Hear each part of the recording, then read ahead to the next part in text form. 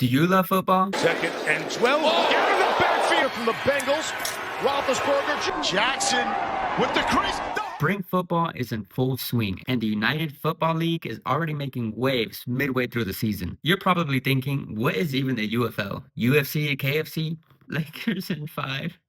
Is the UFL the NFL's cooler cousin or the UFC's new side project? Don't worry, no UFC fighters will be tackling other people on the field, even though I would not rule that out as part of the expansion plan. I'd watch that. But in all seriousness, today we're diving into what makes the UFL so exciting, the teams you should watch, and what the future might hold. This league is heating up fast. And today we're breaking down who's rising, who's falling, and what you need to know heading into the home stretch. Whether you're repping a winning team or still holding out hope for a team that's struggling, there's still plenty of story left to be written. What up, Corner Crew? Welcome back to Josh's All Sports Corner, the one place where every sport gets the spotlight, no matter the game, no matter the season. Let's get into it today.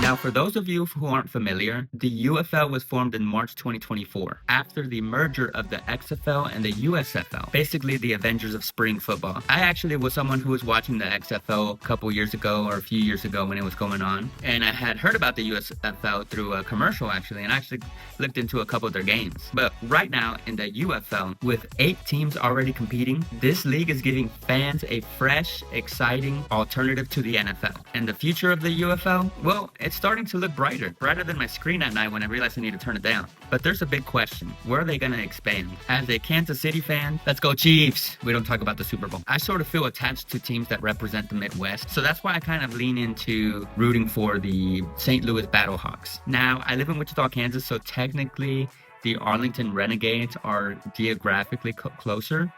In terms of driving distance, just by about an hour drive difference. You know, St. Louis just kind of feels just next door. Well, Texas feels like, you know, it's a few states away, because it is. But I'm gonna be real, I've never been one to root for Texas teams. No hate or anything. I love going down to Texas. I've been to Dallas, San Antonio. It's great down there. Plenty of things to do, more than Wichita for sure. Except for that heat though. Feels like living in an oven down there. But anyways, that's why as I watched throughout the season and when I was watching them play in the XFL, I felt more leaned into rooting for the Battlehawks. And they're kind of crushing it in the UFL. Plus, I mean, their fans are loud. You could hear them from KC. So for any of you Battlehawks fans, Battlehawks Nation, you guys showed out again this week with a gritty 12-6 win over the Arlington Renegades in front of 26,000 plus loud ones at the Dome. Defense? Straight up locked in, holding Arlington scoreless through 3 quarters and forced a season-high 3 fumbles. 2 of them by absolute beast Peter Tamupenu. Dude was everywhere. Now, it wasn't pretty on offense. Max Duggan had his moments, including a clutch 30-yard touchdown bomb to Hakeem Butler, but this game was all about heart and hustle. Rodrigo Blankenship stayed perfect, knocking down kicks from 48 and 53 yards, and when Arlington tried to make a late push, the defense slammed the door shut. Big-time plays from Peyton Jones, Quinterio, and Nick Whiteside sealed it. This wasn't just a win, it was a statement. Battlehawks are for real. Next up, Memphis. Bring that fire on the road. Ka-KAW is law. So let's go ahead and look at how the standings are.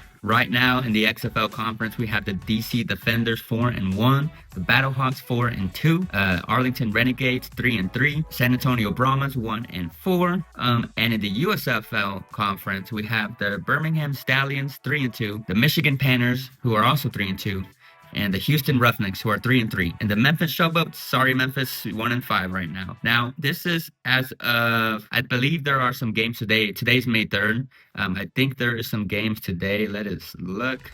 There was some games today. The Memphis Showboats at Houston Roughnecks. Let's see how that looked out. Memphis with 20 and Houston 21. So definitely, if you're a fan of football and you live in any of these areas, definitely go to a game.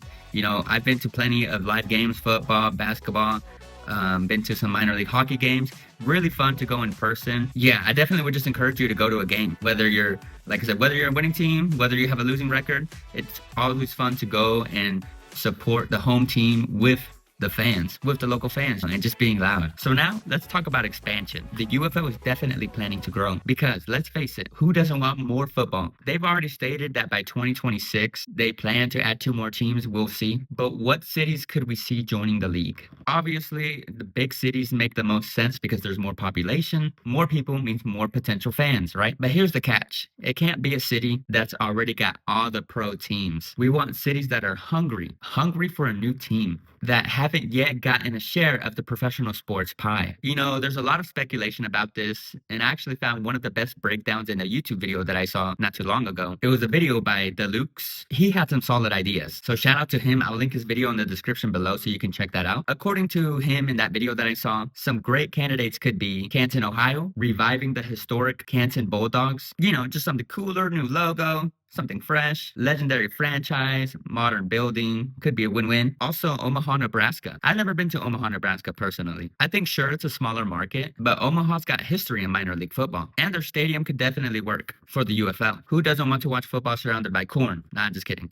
Now, there's Louisville, Kentucky, a city that's just starving for a pro sports team. They've actually got a shiny new soccer stadium. Now, how about San Diego, California? The LA Chargers actually used to be in San Diego, and they've showed that they can support a team. I mean, Snapdragon Stadium, basically the golden ticket of venues. Now, I've got to say, I don't really see a UFL team in KC, Kansas City. I mean, how can you compete with the Chiefs? It's like being the new guy at school or new kid on the block just trying to make some friends, but you just end up being alone and eating alone at lunch. Now, here in Wichita, I don't see it either, because for one, where would they even play? Maybe they can make something work somewhere here in a stadium. And we do have a decent sized population, but at least for me, I do have a hard time imagining packing out a stadium. We have definitely before, especially for the Wichita Thunder. We pack out that arena sometimes. I could be wrong because I'd definitely be there. Now, there is an indoor football team called the Regulators, but I haven't looked too much into it, but they weren't playing in the league that they're in for this season. At least for the past couple years, I don't think it really took off, but definitely was exciting to see. So here's where I need your help. What do you think? What city should the UFL expand to? That's all for today. Keep an eye on the UFL. This league is only going to get bigger, or at least I hope. I want to hear all your thoughts in the comments below. And don't forget, if you think this video was fun as a last-minute touchdown, hit that like button, share, drop a comment, subscribe for more sports content. Thank you for watching Corner Crew. This is Josh's On Sports Corner, the one place where every sport gets the spotlight, no matter the game, no matter the season. Catch you in the next one. Signing off.